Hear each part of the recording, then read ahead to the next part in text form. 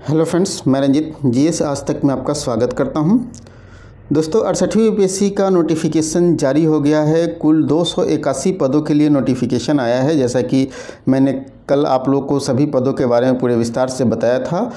तो अब यूपीएससी में एक नए युग का प्रारंभ होने जा रहा है। अब यूपीएससी में तुक्का मेथड अब काम करने वाला नहीं है। अब एक नया युग शुरू हो रहा है और ये युग है निगेटिव मार्किंग का युग। तो अब बदलते परिवेश के अनुसार अब आपको किस तरह से तैयारी करना है, और जब आप फॉर्म भरने जाएंगे तो निगेटिव मार्किंग का बेहतर ऑप्शन कौन सा हो सकता है जिससे आप टिक कर सके, सावधानी से टिक कर सके, उन सभी तथ्यों पर हम लोग हिंदी और इंग्लिश दोनों आपको प्रारूप को बताऊंगा। तब आपको जाकर क्लियर हो पाएगा, तो बारीकी से समझ में भी आएगा। वीडियो काफ़ी महत्वपूर्ण होने वाले हैं। वीडियो को अंत तक देखें। अगर हमारे चैनल पे नए हैं तो इसे सब्सक्राइब कर ले और बेल आइकन का बटन ज़रूर दबाएं ताकि आने वाले वीडियो का नोटिफिकेशन आपको सबसे पहले मिल सके। तो यूपीएससी के द्वारा जो नया प्रारूप लाया गया है निगेटिव मार्किंग को लेकर के, तो मैं आपको बता दूं कि ये नए एग्ज़ाम पैटर्न जो है, एग्ज़ाम पैटर्न है जो पुराने एग्ज़ाम पैटर्न की तरह ही है, जिसमें आपको पीटी होगा, मेंस होगा और फिर इंटरव्यू होगा। ठीक है, सिर्फ परिवर्तन कहाँ किया गया है? ये परिवर्तन किया गया है आपके पीटी परीक्षा में। ठीक है, पीटी परीक्षा में परिवर्तन किया गया है और इसमें स्पष्ट रूप से ये कहा गया है कि प्रारंभिक परीक्षा में गलत उत्तर के लिए नकारात्मक अंकन अर्थात निगेटिव मार्किंग लागू किया जाएगा। ठीक है, तो अब आपको निगेटिव मार्किंग के साथ तैयारी करना है और किस तरह से निगेटिव मार्किंग आपको लागू होगा और किस तरह से ये अरेंज होगा, ये सब पर मैं बताऊँगा आपको पूरे विस्तार से। और यह स्पष्ट किया गया है कि संयुक्त प्रतियोगिता परीक्षा में जो सामान्य अध्ययन की पीटी परीक्षा होती है उसमें 150 प्रश्न ही रहेंगे और सभी जो है बहुविकल्पीय रहेंगे। और आयोग के जो अध्यक्ष महोदय हैं उन्होंने स्पष्ट रूप से कह दिया है कि ई ऑप्शन जो है, ई ऑप्शन नहीं हटेगा। ठीक है, ई ऑप्शन जो है वो नहीं हटेगा। ई ऑप्शन के साथ ही निगेटिव मार्किंग आएगा। ठीक है, तो निगेटिव मार्किंग के बारे में क्या कहा गया है वो भी थोड़ा सा जान लेते हैं। जानने से पहले मैं आपको बता दूं कि अगर आप 68वीं यूपीएससी की तैयारी कर रहे हैं तो आप हमारे 3 कोर्सेज जुड़ सकते हैं। 68वीं यूपीएससी के लिए मैंने 3 कोर्स लॉन्च किया हुआ है और साथ साथ टेस्ट सीरीज भी लॉन्च किया हुआ है। टेस्ट सीरीज आपको मात्र 99 में ही उपलब्ध है। और मेरे पहले जो कोर्स है वो है अचीवर्स बैच, जिसमें आपको कंप्लीट तैयारी कराई जाएगी। ठीक है, दूसरा कोर्स है रिवीजन बैच, जो 67वीं यूपीएससी दिए हैं उनको अगर रिवीजन करना है सिर्फ, तो रिवीजन वीडियो के माध्यम से कराया जाएगा। इसमें आपको अचीवर्स बैच में पीडीएफ, ठीक है, वीडियो और टेस्ट सीरीज सभी मिलेंगे। आप रिवीजन बैच में आपको वीडियो और टेस्ट सीरीज मिलेंगे।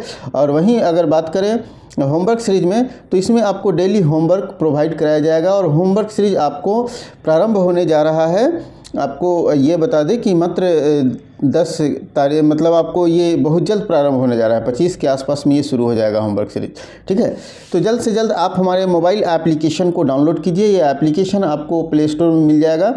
मोबाइल ऐप को डाउनलोड करने के बाद आप हमारे कोर्सेज के साथ एनरोल्ड हो सकते हैं। तो चलिए जानते हैं कि क्या क्या निगेटिव मार्किंग का ऑप्शन दिया गया है। तो निगेटिव मार्किंग का जो ऑप्शन है, आपने देखा है कि 68 पीपीएससी प्रारंभिक परीक्षा में ऑनलाइन आवेदन जब कीजिएगा तो कंडिका संख्या 16 आएगा। ठीक है, कॉलम नंबर 16 आएगा। उसमें 3 बिंदु आपको दिए रहेंगे, 3 ऑप्शन दिए रहेंगे जिसमें आपका मंतव्य मांगा जाएगा। ठीक है, और ये 3 ऑप्शन क्या है? पहला कहता है कि negative marking should be limited number of questions selected, ठीक है, proportionally for the all sections according to their relative level of difficulty. For examples, if 50 out of 150 questions, that is 1/3 questions are selected for negative marking, then 1/3 question for each sections shall be selected. Such selected question should be have 2 marks for correct answer and half wrong answer। ठीक है, अब इसका हिंदी क्या होगा? हिंदी वाला पर से ज़्यादा आप अच्छे से समझ पाइएगा।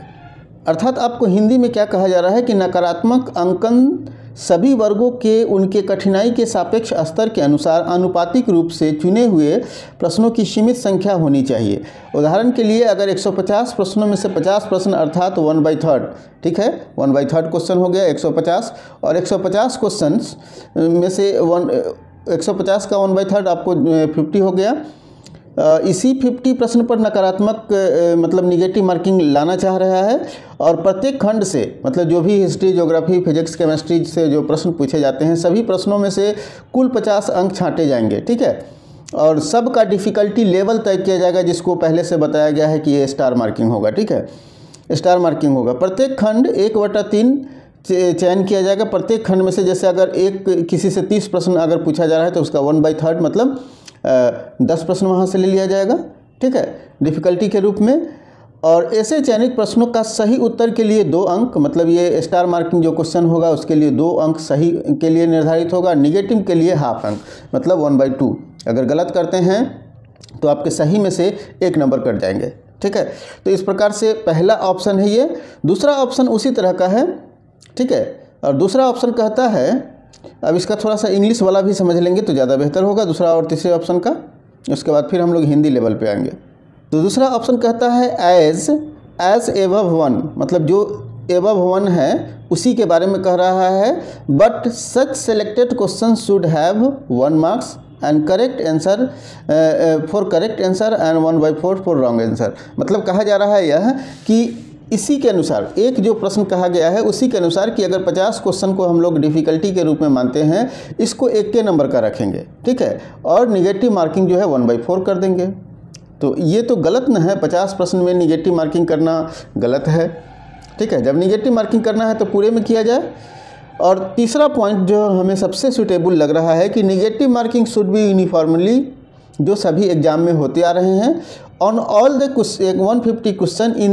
In this case there will be 1 marks for correct answer and wrong answer for 1/4 marks for wrong answer। तो अब चलिए हिंदी वाले से समझेंगे तो ज़्यादा बेहतर तरीके से समझ पाएंगे।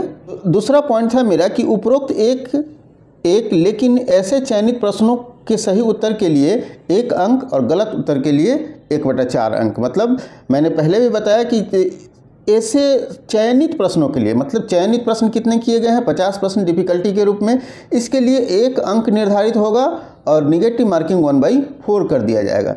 तो ये अच्छा व्यवस्था नहीं है, क्योंकि सिर्फ 50-100 में से मतलब 150 में से 100 क्वेश्चन जो होगा वो जनरल क्वेश्चन हो जाएगा, 50 क्वेश्चन पर निगेटिव मार्किंग हो जाएगा, ये ठीक नहीं है। तीसरा point is the best point, और ये क्या है कि सभी 150 प्रश्न समान रूप से नकारात्मक अंकन किया जाना चाहिए। इस स्थिति में इस स्थिति के लिए 1 अंक और गलत सही उत्तर के लिए 1 अंक और गलत उत्तर के लिए 1/4 अंक होना चाहिए। तो ये बेस्ट पॉइंट है। Third point is the best point, और इसमें कहा गया है कि सभी 150 प्रश्नों के लिए निगेटिव मार्किंग आएगा। सही उत्तर होगा, ठीक है, करेक्ट आंसर के लिए आपको 1 अंक मिलेंगे और रॉन्ग आंसर के लिए आपको मिलेंगे 1/4, सही वाले में से कट जाएंगे, मतलब 0.25 आपका निगेटिव मार्किंग आ जाएगा। तो this is the best point, और मेरे ख्याल से हमें इसी पॉइंट को टिक करना चाहिए फॉर्म भरते वक्त, ताकि सभी यूनिफॉर्म रूप से, देखिए ऐसे क्या होगा कि आप यूनिफॉर्म रूप से आपके जो कट ऑफ होंगे पहले की तरह ही निर्धारित होते रहेंगे। और बीपीएससी ने यह भी इस बार के एग्जामिनेशन लेने के तरीके में भी बदलाव किया है और स्पष्ट रूप से कह दिया है कि अगर स्टूडेंट की संख्या ज़्यादा होगी तो हम 2 पालियों में एग्ज़ाम ले सकते हैं, ठीक है। तो 2 पालियों में एग्ज़ाम का मतलब यह हो गया कि यहाँ जो व्यवस्थाएं होगी एग्जामिनेशन के रिजल्ट को लेकर के, जो व्यवस्थाएं की जाएंगी वो व्यवस्थाएं कहीं न कहीं फिर से समरूपता के सिद्धांत पर किया जाएगा, ठीक है। क्योंकि समरूपता का सिद्धांत आप समझते ही हैं, दोनों क्वेश्चन का लेवल तो डेफिनेट रूप से अलग अलग होगा, तो उसे समरूपता के सिद्धांत पर किया जा सकता है, ठीक है। तो ये परिवर्तन जो है, अगर निगेटिव मार्किंग आप लोग को ऑप्शन में आए तो मेरे ख्याल से तीसरा पॉइंट बेस्ट पॉइंट है, जिसमें सभी को समान रूप से, ऐसे क्या होगा कि पार्शियलिटी होने की संभावनाएं नहीं रहेगी।